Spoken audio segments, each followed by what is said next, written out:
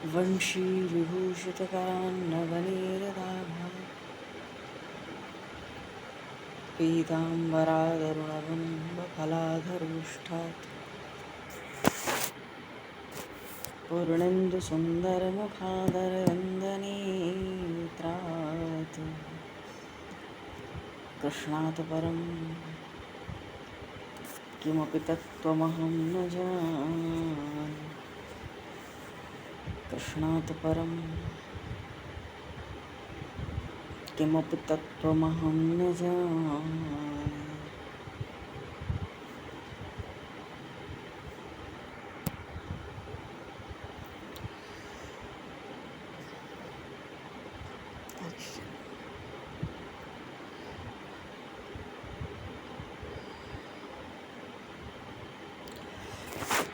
आज सर्वप्रथम तो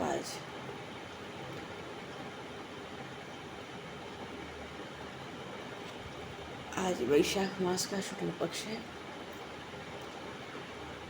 और सप्तमी तिथि है, रविवार है। दोपहर लगभग 1 बजे तक पुष्य नक्षत्र भी था। तो भानु सप्तमी है, विजया सप्तमी है, रवि पुष्य नक्षत्र है।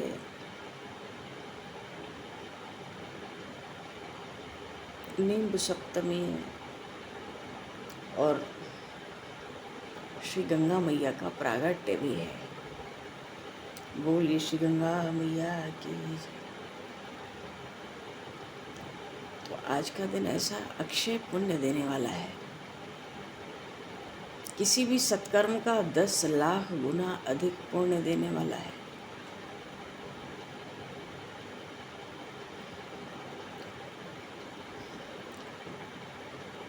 तो आज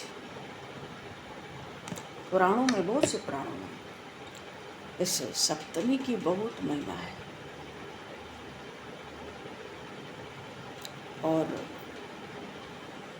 संभवतः कल श्री जानकी नवमी का पर्व होना चाहिए, क्योंकि श्री जानकी मैया का भी प्रागट्य मध्याह्न काल में पुष्य नक्षत्र में नवमी तिथि में। उदया तिथि के अनुसार तो नवमी तिथि परसों है, लेकिन कल सुबह 7:30 के आसपास नवमी लग जाएगी। देखो और डंडा हो जाएगा। कल श्री जानकी नवमी का व्रत भी संभव है और कल हो या परसों व्रत तो करना ही चाहिए।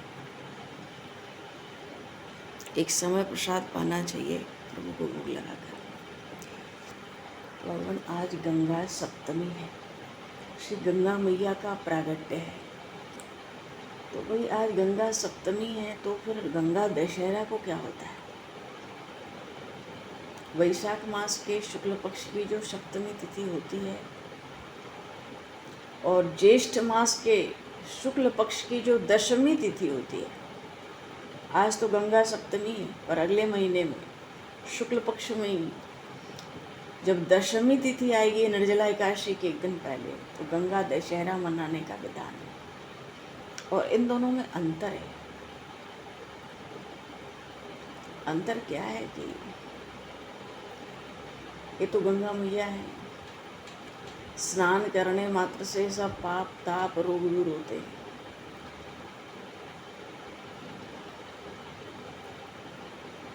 एक गंगा सप्तमी का पर्व होता है, एक गंगा दशहरा का पर्व होता है। दोनों 2 महीने में आते हैं।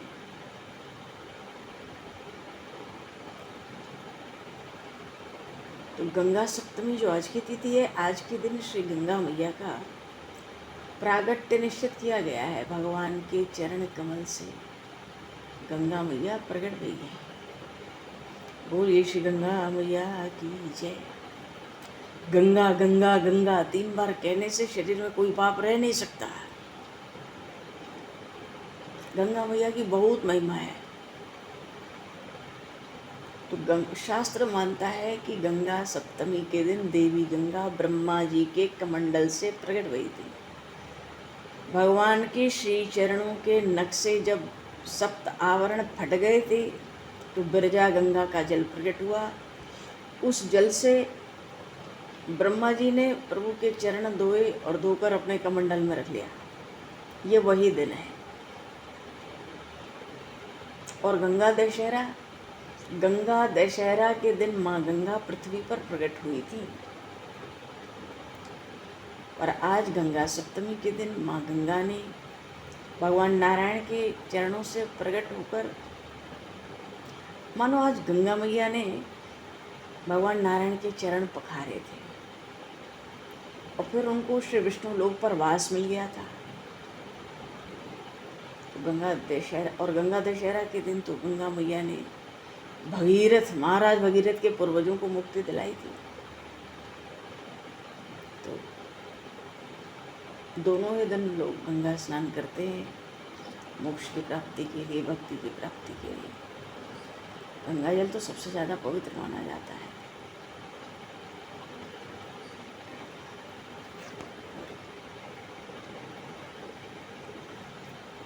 आज गंगा सप्तमी है,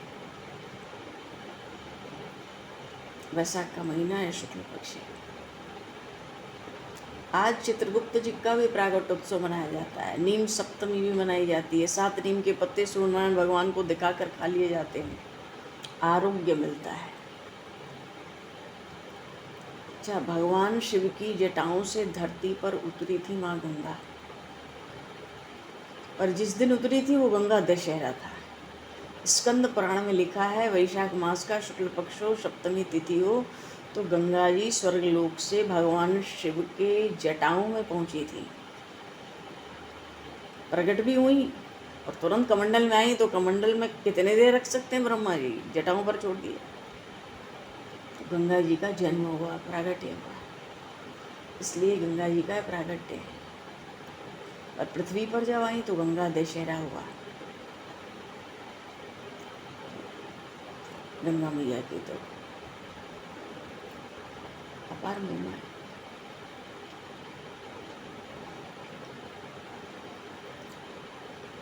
पूजन भी होता है, गंगा मैया का आरती होती है, प्रागट्य उत्सव मनाया जाता है। और बाहर निकली थी ब्रह्मा जी के कमंडल से ना, तो गंगा स्नान, पूजा, दान सब शुभ होता है। आज तो वैसे भी जो भी सत्कर्म होता है इस सप्तमी को सब अक्षय होता है, 10 लाख गुना ज़्यादा फल देने वाला होता है। तो ऐसे गंगा सप्तमी की बड़ी भारी महिमा है जी। अच्छा, पूर्व प्रसंग में हम लोग अपने लीला क्रम में, कथा के क्रम में चलेंगे। भद्रसेन अपने हृदय के उद्गार को प्रकट कर रहे थे। उनके हृदय की व्यथा बड़ी भारी थी, क्योंकि पहली बार जब से कन्हैया मथुरा गया, सुनते हैं अब द्वारिका भी पहुंच गया, पहली बार कुरुक्षेत्र के ग्रहण से लौट के आने के बाद ये अनुभव होने लगा था कि इस बार कन्हैया आया नहीं। कन्हैया आया होता तो ब्रज में इतना कष्ट होता क्यों? ब्रज में तो सब जगह दुख ही दुख है, कण कण में, अणु अणु में सब रोगी हो गए। सब हमारे गौवंश, गौधन सब कंकाल दिखते हैं, न कान हिलते हैं न पूंछ हिलते हैं। हाँ, दाऊ आया था, वो भी तो कह गया श्याम सुंदर हम सबसे मिलने शीघ्र आएगा, पर शीघ्र कब आएगा भद्र को मालूम नहीं पड़ता। क्यों? भद्र जानते हैं कन्हैया ब्रज छोड़ के एक क्षण नहीं रह सकता। तो कहाँ है वो हमारा प्राणधन, हमारा जीवन सर्वस्व, कब आवेगा? कभी कभी सोचते हैं मैं उसे ढूंढूंगा, क्योंकि वो कहीं यहीं छिपा होगा। वो बहुत चंचल है, वो ब्रज को त्याग कर कहीं जा ही नहीं सकता। और जब जा नहीं था तो इतने असुरों से हमारी रक्षा क्यों की? इंद्र के प्रकोप से हमारी रक्षा क्यों की? ब्रह्मा की शक्ति से हमारी रक्षा क्यों की? कालिया के विष से विष में ही हमें क्यों नहीं मर जाने दिया? जब दावाग्नि हुई तो दावाग्नि पान कर गया। आज कन्हैया के वियोग से, विरह व्यथा से संपूर्ण ब्रज ही दावाग्नि की तरह हो गया है, दग्ध हो गया है। एक भी असुर नहीं छोड़ा कन्हैया ने। क्या यही दिखलाने के लिए? क्या हम ही इतने सुलभ थे कि हमें वो इतना सतावे?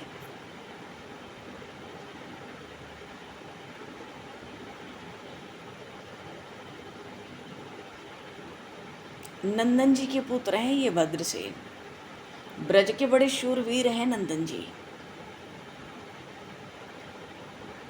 सोचते मेरे बाबा के तो नेत्र पथरा गए, रीढ़ की हड्डी झुक गई दुख के मारे।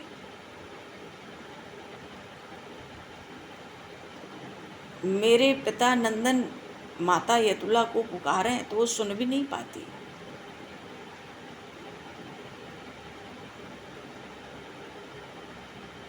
मानो कन्हैया तू आवे तो तुझे बताऊं तेरी चाची कितनी वृद्धा हो गई। अब तीनों ताऊ जो हैं किसी तरह श्वास ले रहे हैं, ताई भी सब ऐसी है, बस श्वास मात्र बचा है। सबके घर तो शव की तरह हो गए। क्या दशा कहूँ ब्रज की।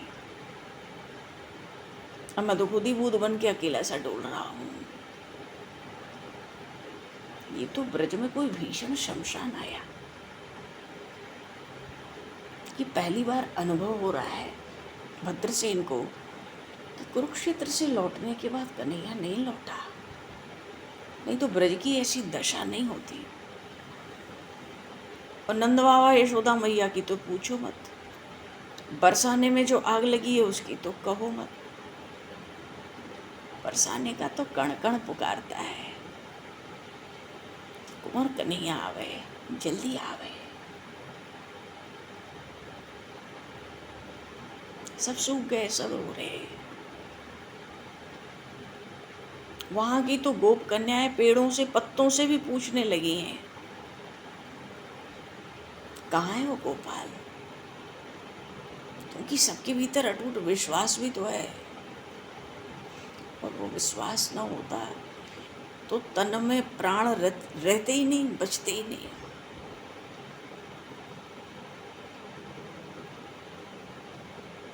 और उधर जो बड़ा मान धनी था, वो वरुथप जिसका बड़ा विशाल शरीर था, क्षीण मात्र हो गया है। और वो विशाल कन्हैया, तेरा सखा विशाल कंकाल मात्र है, मुट्ठी भर का।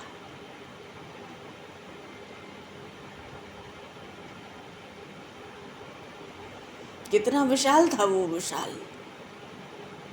और वो ऋषभ इतना क्षीण हो गया है कि रो भी नहीं पाता। अर्जुन को तो लगता है देखकर मानो कुछ ही क्षणों में मृत्यु के मुख में चला जाएगा।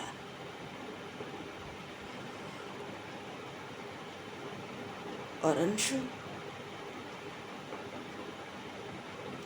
जैसे बुझी हुई कोई भस्म, बस श्वास चल रही है।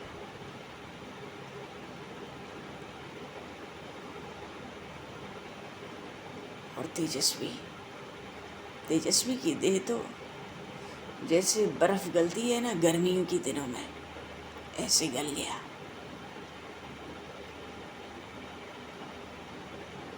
और वो देवप्रस्थ काले कांटे की तरह हो गया।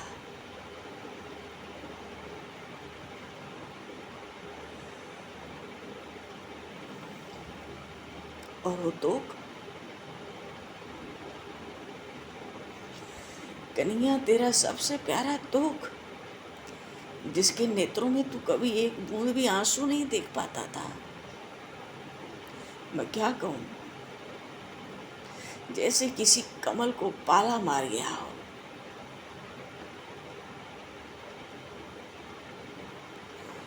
और हाँ, वो श्रीदामा और सुबल,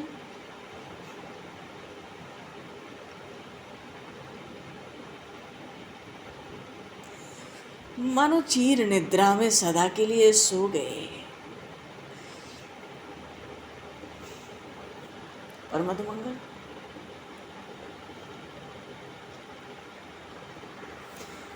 और वो मधुमंगल अब मर जाएगा। अब भले वो भगवती पूर्णमासी रोती रहे, अब वो मर जाएगा। तो वरुतब तो शीर्ण हो गया, विशाल मुट्ठी भर कंकाल बना।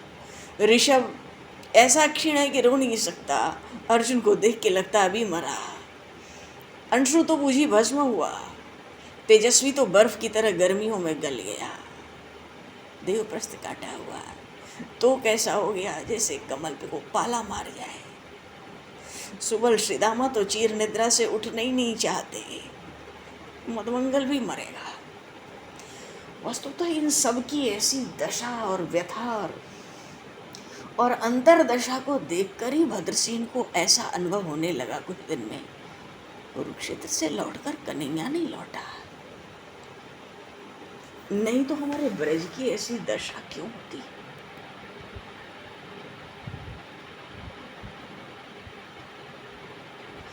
पर कन्हैया तो है नहीं। आश्चर्य तो ये है कि भद्र अभी जी रहा है।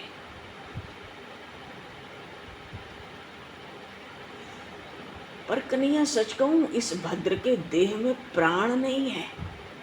ये तो शरीर लेके इधर उधर भटक रहा है तेरी तलाश में।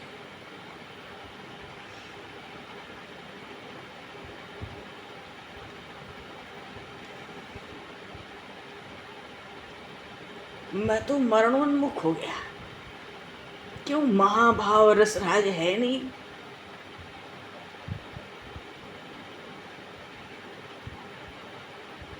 यहां से श्रृंगार चला गया। अब ये धरती सड़े यहां पर हाँ इतना कहता हूं, हमारा श्याम सुखी रहे।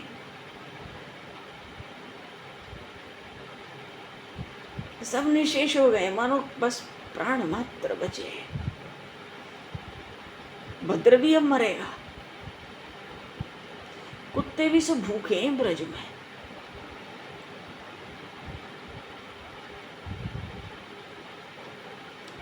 कम से कम हम मरे तो नोच नोच के ये कुत्ते श्रृगाल कंक कौवे आ जाएं और नोच नोच के भरपेट सुखी से हमें खा तो ले। उनका तो पेट भरे।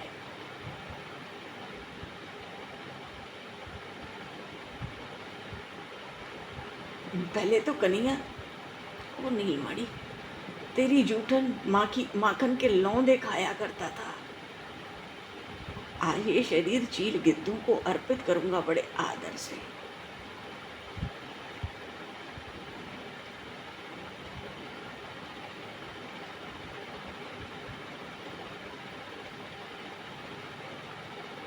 पर वृक्षों में भी तो कोई नए पत्ते नहीं आए।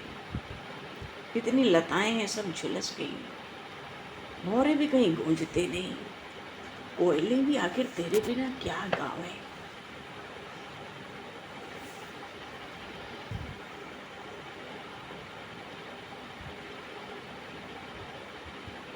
अब ये कब तेरी भुवन मोहिनी मोहन बता, तेरी मुरली अब कब बोलेगी।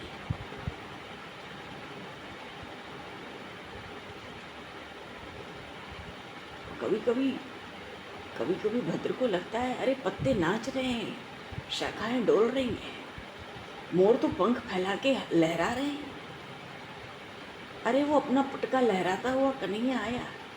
भद्र सब सखाओं को पुकारने लगे, अरे ओ दौड़ो दौड़ो सब दौड़ो, आ गया कन्हैया आ गया।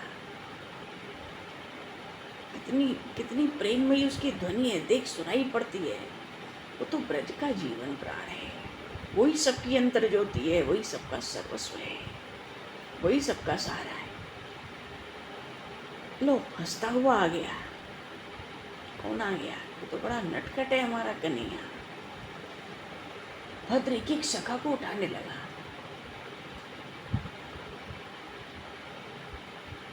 तोक ने तो उठते ही भद्र का हाथ पकड़ लिया, पकड़कर हिलाया। तो कहता है तू कहाँ चला गया था?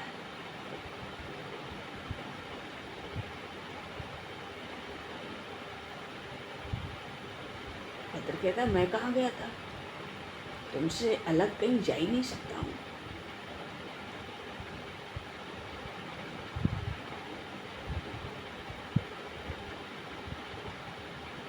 जो कन्हैया आया, सखाओं को कन्हैया दिखने लगा ना। कन्हैया आया तो कन्हैया के विशाल विशाल नेत्र भर आए और वो नीलमणि अपने सखाओं से कहता है, और तुम सब मुझे छोड़कर यहाँ छिपे बैठे हो और मुझे किसी ने पुकारा तक नहीं। बताओ, किसी ने पुकारा था मुझे? भद्र सोचने लगा, सचमुच अब तो सब दौड़े आए, गाय बैल वृषभ सब दौड़ रहे हैं, सब सखा एक दूसरे को देख रहे हैं। ऐसी जीर्ण अवस्था है सबकी, सब एक दूसरे को कहते, सचमुच हम में से तो किसी ने नहीं पुकारा, और ऐसा तो कभी हुआ ही नहीं कि हम पुकारे नहीं। हाँ, नहीं तो हम पुकारते तो हमारा श्याम तो दौड़ता आ गए।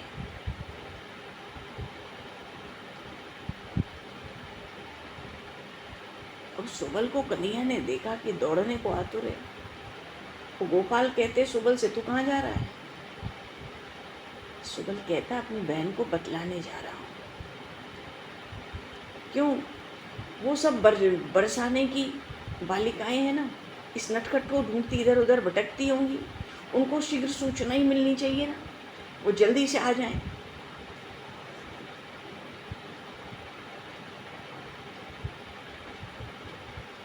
कन्हैया ने कहा, नहीं।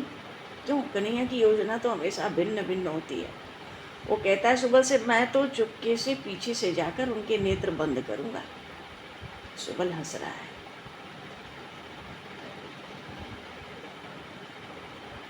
सुबल कहता है, हंस के जाकर तो देख। अरे तू कहीं पास भी हो तो तेरे शरीर की जो दिव्य सुगंध निरंतर प्रकट होती है, उसी से तेरी पहचान हो जाती है। तू नेत्र बंद करके क्या करेगा? तेरे वनमाला की जो सुगंध है, मैं तो उसी से पहचान लेता हूँ, और मेरी बहन तो बहुत दूर से ही तुझे जान लेती है। अब बहुत करके क्या कहूँ, वो तो तेरा आगमन पहले ही जान चुकी होगी। तूने अभी थोड़ी सी बंशी बजाई थी ना, अब तो ब्रज में कोई नहीं होगा जो तेरा पता ना पा गया हो। श्री रामा खुल के हंस रहा है। सुबल से कहता, अब तू इससे झगड़ेगा? कन्हैया आ गया इतने दिन पे, इससे कोई भूल भी हो गई तो अब इसको कोई कुछ कहो मत, खिजाना नहीं इसको। सुबल कहता, मैं तो नहीं झगड़ूंगा, पर जाना मेरे बरसाने की इन गोपियों के पास जा, वो बताएंगी तुझे, जा, तुझे भी पता लगेगा। अब तो मदन मोहन का जो मुख है उस पर शंका हो गई। श्री रामा ठीक कह रहा है, ये गोपियां जरूर बहुत रूठी होंगी, और अभी कन्हैया को अपने सखाओं से ही फुर्सत नहीं। मैया ने आज मेरे लिए माखन का मोदक बनाया है। मधुमंगल को चिढ़ाने लगा कन्हैया, अंगूठा दिखाने लगा। इतना सुनते ही मधुमंगल उठा और नंद भवन की ओर चल पड़ा, ये कहते हुए कि मैया तेरे जैसी नहीं है कि केवल चढ़ावे। इतने में तो मैया 2 माखन के लोंदे दे देती है। मैं चला नंद भवन माखन लेंगे। क्यों? मैया तो परम परम श्रद्धालु है, वो ब्राह्मण को भोजन कराए बिना अपने पुत्र को कुछ नहीं परसेगी। अच्छा, अंशु हो, तेजस्वी हो, देवप्रस्थ हो, सब छोटे सखा जो हैं,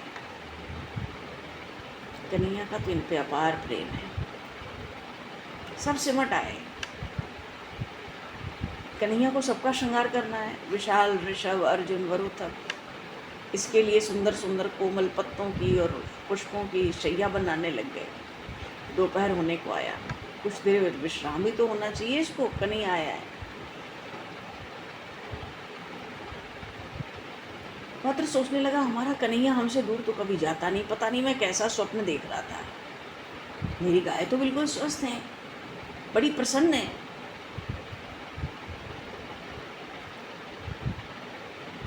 पूरा वृंदावन, इससे सुंदर स्थान तो संसार में कहीं संभव नहीं। पर कन्हैया इस समय थका हुआ है, इसको कोमल पुष्पों की पत्तों की शैया पर विश्राम कराना चाहिए। कोई कोई कहते हैं पता नहीं क्यों बड़े लोग इतनी चिंता, इतना शोक, इतना भय, ये सब बातें क्यों करते हैं।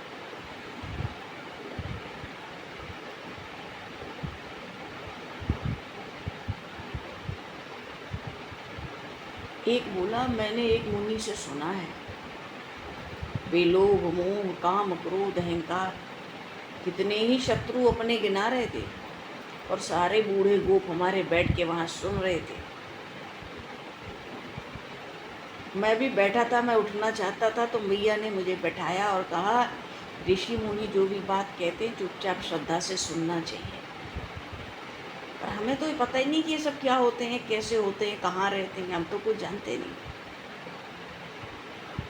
भाई कोई कहता हम तो ये भी नहीं जानते इन काम क्रोध लोभ मोह मद अहंकार में कौन काला है कौन गोरा है, क्या ये कंस के राक्षसों से अधिक बलवान है? तो भी चिंता की कोई बात नहीं, हमारा कन्हैया सबको हंसी हंसी में मार देगा। हाँ, भद्र कहता है मुझे तो उस दिन वो जो मुनि महाराज बोल रहे थे ना, उनकी दो बात केवल समझ में आई थी, भय और क्रोध की बात। लेकिन जीवन में भय लगे तो कृष्ण को पुकार लो, इसको पुकारो ये दौड़ा आता है। ये पास हो या इसका स्मरण भी कर लो तो भय चला जाता है।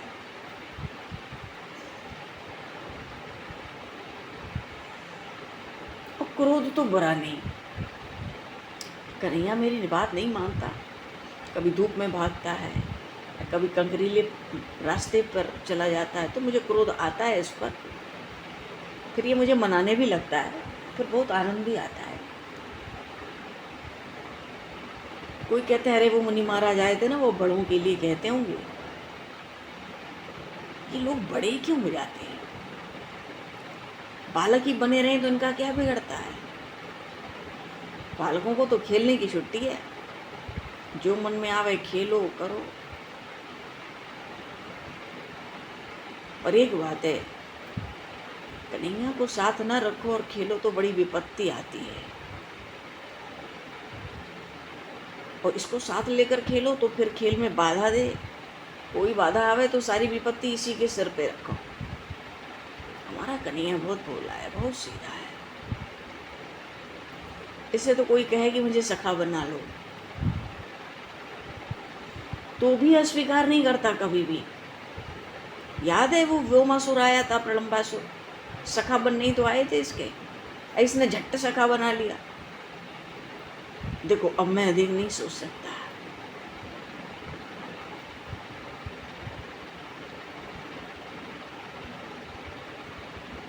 ठाकुर जी को तो लिटा दिया था इन लोगों ने कोमल शैया पर, आपस में बात करते हैं, भद्र प्रभु के हाथों को सहलाते हैं। इतने में प्रभु ने करवट बदल ली। तो अब कन्हैया की अलकों में जो कोमल कोमल छोटे छोटे पुष्प हैं उनको श्रृंगार कर दो। गाय भी पास में, सखा भी सब बैठे, तो उठ गया ये बीच में ही। अब कुछ करेगा, थोड़ा विश्राम करके उठा है, बहुत चंचल है, इस पर दृष्टि रखनी चाहिए, कहीं इधर उधर भाग न जाए, फिर मैया तो हमें ही डांटेगी।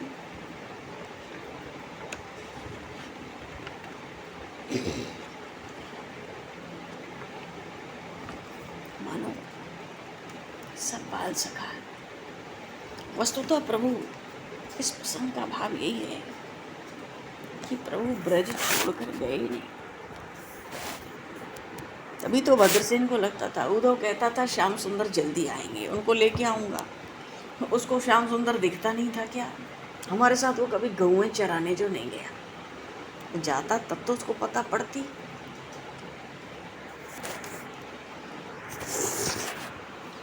और ये केवल ब्रजवासियों की भावना नहीं है, भगवान की प्रतिज्ञा है, वृंदावन छाड़ के पादमेकम न गच्छति।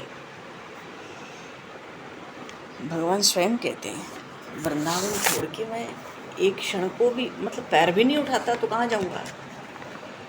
बिना पैर उठाए और कहाँ जा सकता हूँ?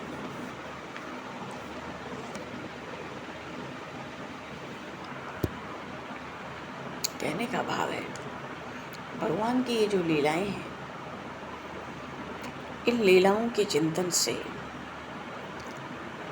भक्तों का भगवान की लीलाओं में प्रवेश हो जाता है।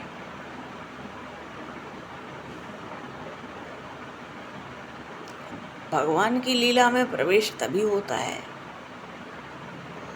तो निरंतर प्रभु की स्मृति किसी न किसी माध्यम से बनी रहती है। भगवान के एक एक गुण बड़े मीठे लगने लगते हैं। भगवान की एक एक बात, उनका शील, उनका रूप, उनकी चाल, उनकी हंसी, भक्तजन का हृदय इसी में उलझ जाता है। वो उससे बाहर निकल पाते नहीं, निकलना चाहते नहीं क्षण मात्र को।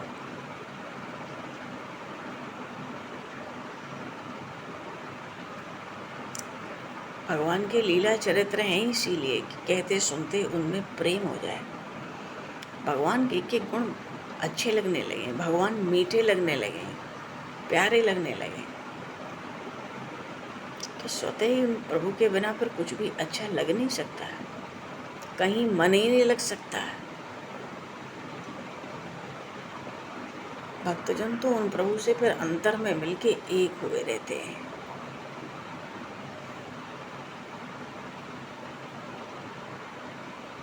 भगवत चरणों के चिंतन से ही जीव इस भव सिंधु से पार हो सकता है सहज। दूसरा कोई इतना सरल उपाय नहीं है जो जीव भगवान से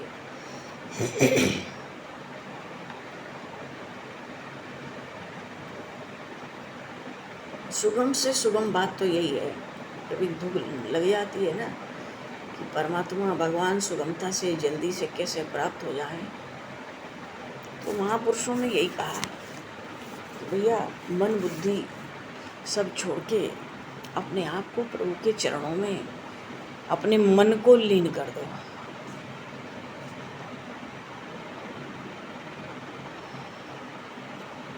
जब तक संसार रहता है तब तक भगवान नहीं रहते।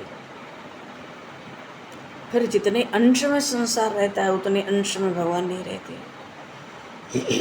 और जब भगवान का चिंतन, स्मरण और सानिध्य बढ़ने लगता है तो संसार स्वतः ही क्षीण होने लगता है और एक दिन संसार नहीं होता, सब जगह बस भगवान ही भगवान रह जाते हैं। वासुदेव सर्वम कबीर साहब कहते हैं, जब मैं था तब हरि नहीं,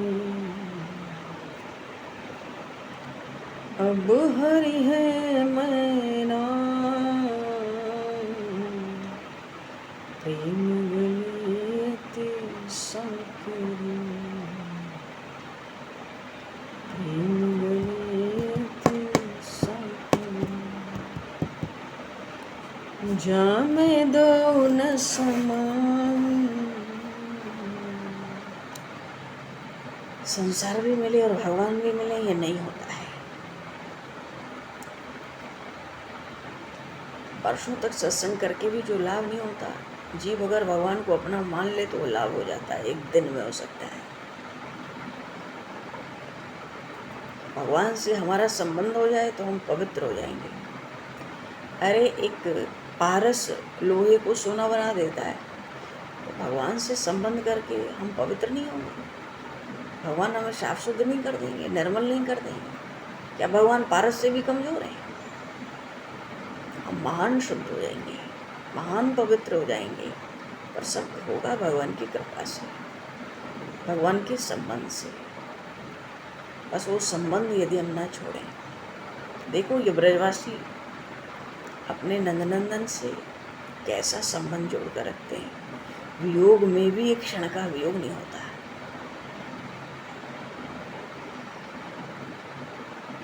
जीव सोच ले कि हम भगवान के हो गए, भूल थी जो कुछ और सोचते थे, भूल मिट गई, हम भगवान के हो गए, नया तो कुछ हुआ ही नहीं।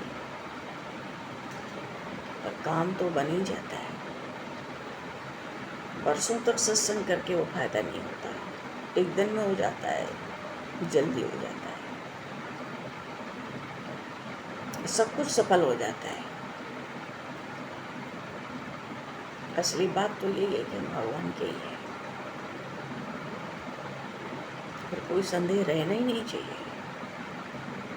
असली बात यही है, बाकी सब बेकार है, व्यर्थ है, सब कुछ नहीं है, कुछ नहीं रहेगा। गीता जी में आया मनुष्य सहस्त्रेषु, कहते हैं ना कुछ लोग, मनुष्यों में हजारों में कोई एक यत्न करता है, कोई एक हजारों में लाखों में कोई एक भगवान की ओर चलता है। इतने यत्न करने वालों में कोई एक सिद्ध होता है, किसी का कल्याण होता है।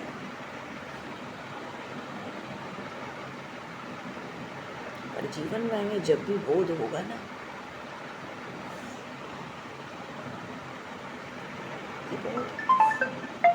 ये बहुत खास बात है।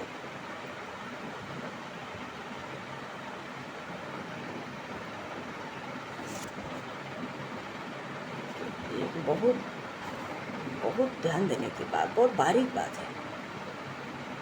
जीवन में जब भी बोध होगा, कैसा होता है वो, जैसे नींद अचानक खुल जाती है ना, ऐसे ही होगा। पर जब होगा भगवान की कृपा से होगा। कोई ऐसा अवसर आ जाए तो भगवान की कृपा से काम हो जाए। वो अवसर कब आता है हमारे जीवन में, कैसे आता है, ये हम जानते नहीं। कब कृपा हो जाए पता नहीं, तो बैठे बैठे अचानक ही कृपा हो जाए।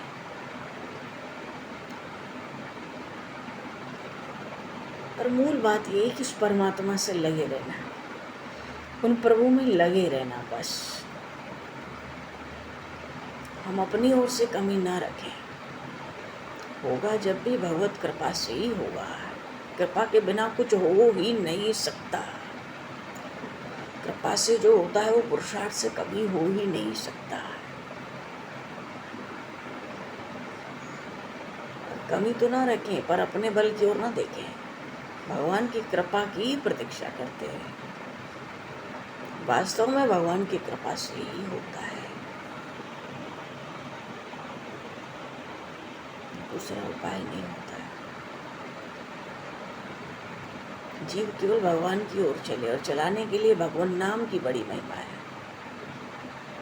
मनुष्य का शरीर मिला है तो उद्धार कर नहीं है। संतों ने कहा, नर्तन दीनो राम जी, सतगुरु दीनो ज्ञान। अब ये शरीर क्या है, ये घोड़ा हाँको अब वो आयो मैदान। और हृदय राखो ध्यान, नाम रसना से गाओ।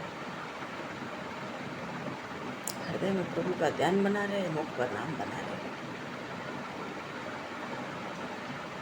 भगवान बार बार गीता जी में कहते हैं ना, माँ नमस्कुरु। क्या है ये नमस्कुरु? माम नमस्कुरु का अर्थ है, यहाँ नमस्कार करने का, प्रणाम करने का भाव ये है, अब चाहे भगवान हम पे सुख भेजें चाहे दुख भेजें, प्रसन्न नहीं प्रसन्न हमको रहना है। अब कोई वैद्य दे, दवाई दे, अब कड़वी दे चाहे मीठी दे, रोग तो दूर करना है ना। दुकान पर कोई माल हो तो चख सकते हैं, वैद्य की दवाई कोई चखता है? अरे जो दे वही ठीक है। ऐसे ही भगवान की शरण होने पे चाहे सुख आवे चाहे दुख आवे, कोई भी परिस्थिति आवे,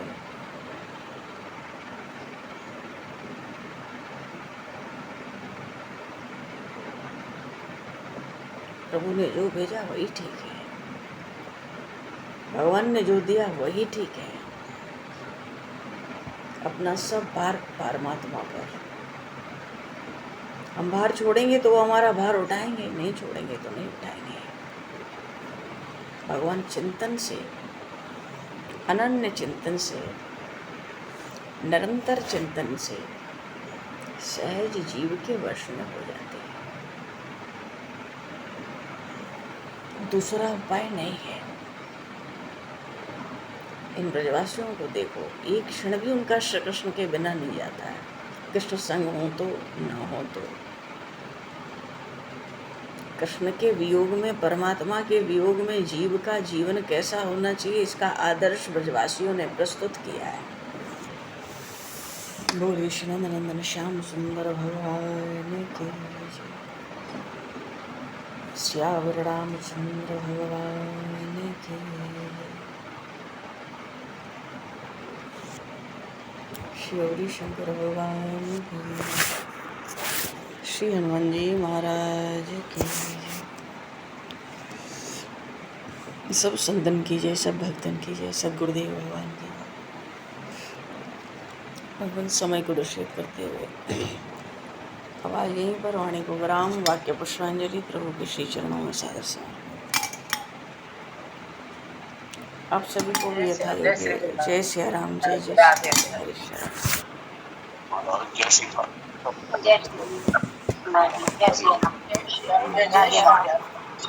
राम, राधे हरि चरण